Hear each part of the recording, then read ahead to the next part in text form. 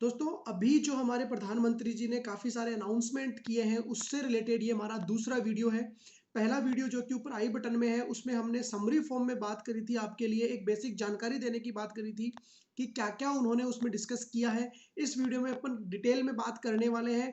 अभी और भी जो इनकम टैक्स से ऑर्डर्स आए हैं, अभी उस स्पीच के बाद, उनकी स्पीच के बाद इनकम टैक्स से और 2 ऑर्डर आए हैं अभी सीबीडीटी से, उन ऑर्डर की भी हम बात करेंगे दोस्तों। तो आइए देखते हैं क्या-क्या अनाउंस उन्होंने किया, डिटेल में हम बात करते हैं। साथ में इस वीडियो के एंड में मैं आपको वो ऑर्डर्स भी दिखाऊँगा कि उन ऑर्डर्स में एग्ज़ैक्टली क्या-क्या आया है, कौन-कौन के से केसेज़ में कौन-कौन सी अपील में फेसलेस होने वाला है, किस-किस में फेसलेस नहीं होने वाला है, क्योंकि कुछ एक एक्सेप्शन भी रखी है उन्होंने। उन एक्सेप्शन में फेसलेस नहीं होने वाला है, उस केस में तो आपको हमें डिपार्टमेंट जाना ही पड़ेगा। तो देखते हैं दोस्तों क्या-क्या फीचर्स हैं इसके। पहला आपके कंप्यूटर स्क्रीन पे आपको दिख रहा होगा, ये असेसमेंट के केस का है। Selection only through system using data analytics, कि आपका जो असेसमेंट होगा उसके लिए जो आपका सिलेक्शन होगा वो डेटा एनालिटिक्स के थ्रू किया जाएगा। मतलब कि इनका कंप्यूटर ऑटोमेटिकली आपका स्क्रूटनी का केस सेलेक्ट करेगा। ये कुछ एक डेटा फिल्टर्स डालेंगे बेसिकली, तो सिस्टम खुद ही अपनी आर्टिफिशियल इंटेलिजेंस टूल यूज करते हुए आपके ऑडिट का सिलेक्शन, आपकी स्क्रूटनी इनकम टैक्स असेसमेंट का सिलेक्शन करने वाला है। बट अगर आप पिछले कुछ सालों में देखोगे तो स्क्रूटनी केसेस में भारी मात्रा में गिरावट आई है, 4 गुना से ज़्यादा गिरावट आई है। जहां पहले 8 से 10 साल पहले 0.9% केसेज स्क्रूटनी में सेलेक्ट होते थे, वहीं वो अब 0.3 के आसपास केसेस सेलेक्ट होते हैं स्क्रूटनी में। तो काफ़ी भारी मात्रा में गिरावट आई है। दूसरा इसका फीचर है, सबसे मेन जो सबसे बड़ा फायदा है वो है अबोलिशन ऑफ टेरिटोरियल जुरिडिक्शन। दोस्तों ये क्या चीज़ है, टेरिटोरियल जुरिडिक्शन क्या है, इसका मतलब क्या है? इसका मतलब ये है दोस्तों कि अब असेसमेंट के लिए पहले हम देखते थे कि हमारा जो जुरिडिक्शनल ऑफिसर था वो ही असेसमेंट करता था, लेकिन अब वो बंद हो गया है।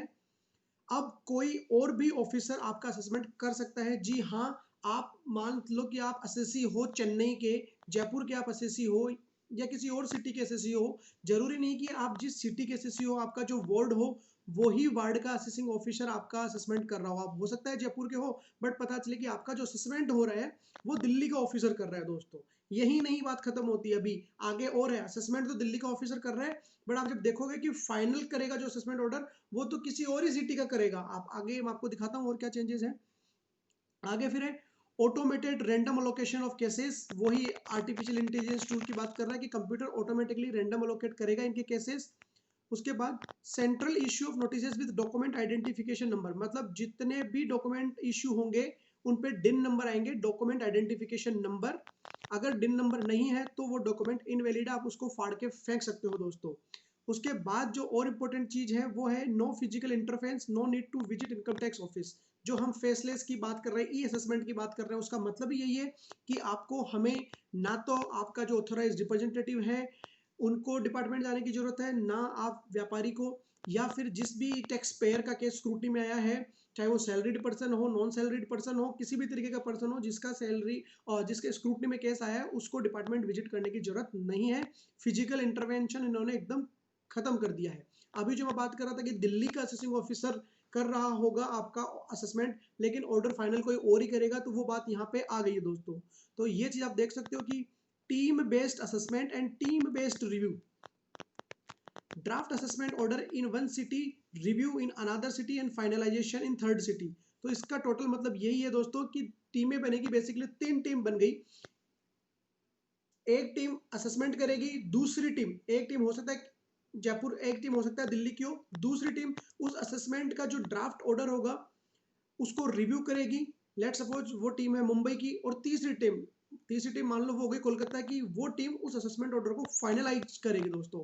तो अब कहीं भी किसी भी हालत में जो दबाव होता था डिपार्टमेंट की साइड से, या जो जान पहचान वाली चीजें होती थी, आप समझ पा रहे होंगे मैं क्या कहना चाह रहा हूँ, वो चीजें अब खत्म होने वाली है। जी हाँ, वो चीजें बिल्कुल भी खत्म होने वाली है। हमें बस अपने घर से बैठ के अपने सिस्टम से रिप्लाई करना है, या आपके जो भी कंसल्टेंट होंगे उनको अपने घर से बैठ के सिस्टम से रिप्लाई करना होगा दोस्तों। तो अब नॉलेज की जीत होने वाली है, जान पहचान की जीत नहीं होने वाली है। पहले ये कहा जाता था कि आप इनकम टैक्स कितना जानते हो फर्क नहीं पड़ता, बट ऑफिसर को कितना जानते हो उससे फर्क पड़ सकता है। मतलब सुना है मैंने काफी जगह ये चीजें, बट अब आने वाले समय में आपको कितना नॉलेज है इनकम टैक्स का, टैक्सेशन का आपको कितना नॉलेज है, इस पे काफी कुछ डिपेंड होने वाला है। लेकिन दोस्तों कुछ एक एक्सेप्शन भी है कुछ एक एक्सेप्शन भी दिए हैं। एक्सेप्शन का मतलब कि ये जो नीचे केसेस दिए हैं इन्होंने, ये 3 केसेस जो दिए हैं इन्होंने, इन 3 केसेस में आपका जो असेसमेंट है वो असेसमेंट आपका फेसलेस नहीं होने वाला है। इसमें नॉर्मल जो रूटीन असेसमेंट चल रहे थे डिपार्टमेंटल विजिट वाले, वो सब होने वाले हैं।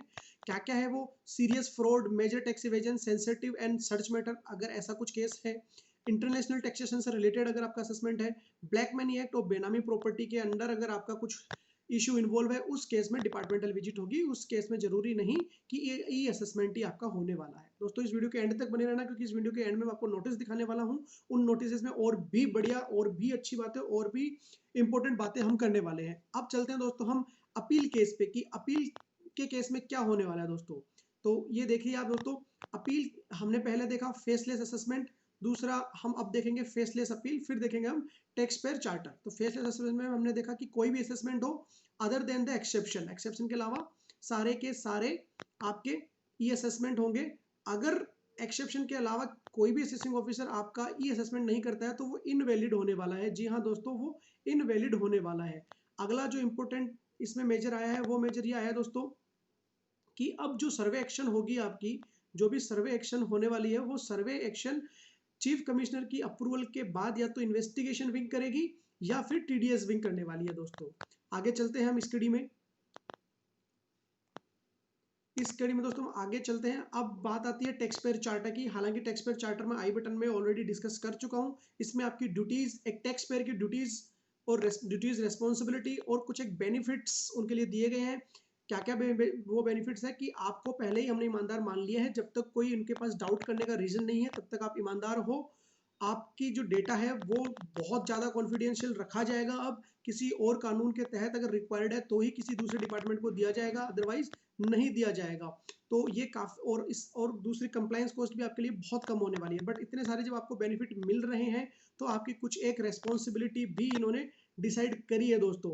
तो वो रेस्पॉन्सिबिलिटी जो इन्होंने आपकी डिसाइड करी है, वो ये 6 रेस्पॉन्सिबिलिटी इन्होंने डिसाइड करी है कि आपको ऑनेस्ट होना पड़ेगा, आपको इन्फॉर्म्ड होना पड़ेगा, आपको जो डेटा है वो एक्यूरेट रिकॉर्ड मेंटेन रखना पड़ेगा, know what the representative does on his behalf, आपको ये ध्यान रखना पड़ेगा कि आपका जो रिप्रेजेंटेटिव आपके बिहाफ पे क्या कर रहा है, आपको ध्यान होनी चाहिए वो चीज़, आपको टाइमली रिस्पॉन्ड करना होगा और आपको टैक्सेशन का पेमेंट टाइम से करना होगा। तो कुछ अगर आपको बेनिफिट दिए हैं, कुछ आपको अधिकार दिए हैं, तो डेफिनेटली हम सब जानते हैं अधिकार हमेशा किसी न किसी रिस्पॉन्सिबिलिटी, किसी न किसी कर्तव्य के साथ ही आते हैं दोस्तों।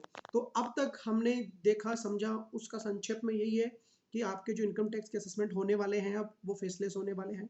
एक्सेप्शन उन्होंने बता दी, वो एक्सेप्शन बता दी उन्होंने कि आपकी सीरियस फ्रॉड का केस है, बेनामी प्रॉपर्टी से रिलेटेड कोई केस है, ब्लैक मनी का कोई केस है, इंटरनेशनल टैक्सेशन का केस है। तो ऐसे कुछ एक्सेप्शन के अलावा आपका जितना भी है वो सारा का सारा ई असेसमेंट होने वाला है।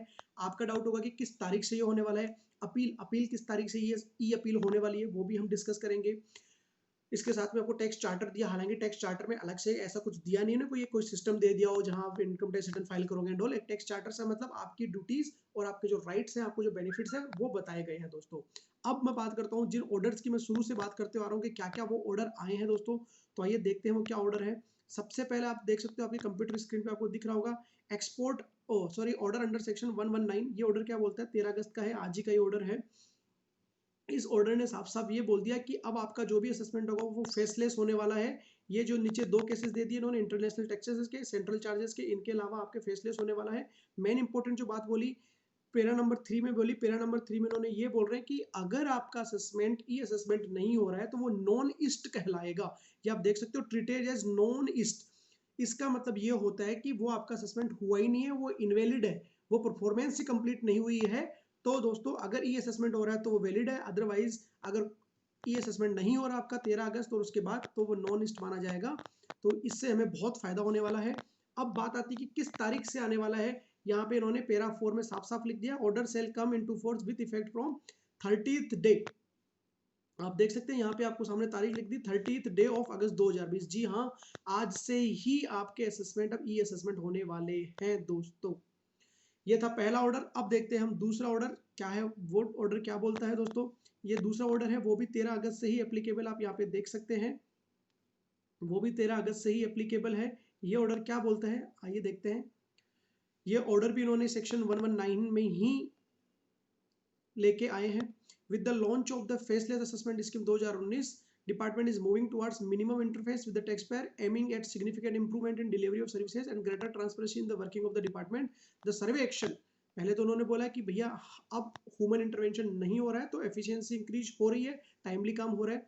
The survey action under section 133 of the act being an intrusive action, it is expected that the same should be carried out with the utmost responsibility and accountability. तो सर्वे एक्शन के लिए बोला गया कि सर्वे एक्शन बहुत ज़्यादा जिम्मेदारी से के साथ किए जाने वाला काम है. इन फर्दरेंस ऑफ द अबव, इसके ऊपर जो सर्वे को ही आगे बढ़ाते हुए बोल रहे हैं कि CBDT under section 119 of income tax act hereby directs that officer posted in directorates of investigation wing and commissioner of TDS only and exclusively shall be as income tax authority for the purpose of power of survey under section 133 of the act. तो कुल मिला के दोस्तों investigation wing के officers और commissionerate of TDS wing के officer ही आपका सर्वे कर पाएंगे, जिसमें उनको सबसे पहले प्रिंसिपल चीफ कमिश्नर की या कमिश्नर प्रिंसिपल CCIT की या फिर CCIT TDS की परमिशन लेना जरूरी है. अगर उसकी परमिशन के बिना आपके पास कोई इनकम टैक्स ऑफिसर आता है सर्वे के लिए, तो आप उसको बोल सकते हो कि भैया जय सिया राम, आप हमारा असेसमेंट नहीं कर सकते हो, आपके पास प्रिंसिपल CCIT की या CCIT की अप्रूवल होना मैंडेटरी है. तो ये काफी सारे बेनिफिट है. अब डिपार्टमेंट जाने की बिल्कुल कतई जरूरत नहीं है. जी हाँ दोस्तों, अगर कुछ एक्सेप्शनल केस है तो अदरवाइज आपको डिपार्टमेंट जाने की जरूरत नहीं है. बहुत से लोगों का ये डाउट है कि क्या ये इनकम टैक्स में ही है, GST में भी है. तो दोस्तों आज की ये जो स्पीच है, ये आज के ये जो ऑर्डर्स आए हैं, वो सारा इनकम टैक्स से रिलेटेड है. GST के बारे में हम डिटेल में किसी और वीडियो में बात करेंगे. अगर आपको डाउट है तो कमेंट बॉक्स में हमारे साथ शेयर कर सकते हो. इसी के साथ मैं वीडियो यहाँ पे साइन ऑफ करता हूँ दोस्तों. Thank you so much. जय हिंद, जय भारत.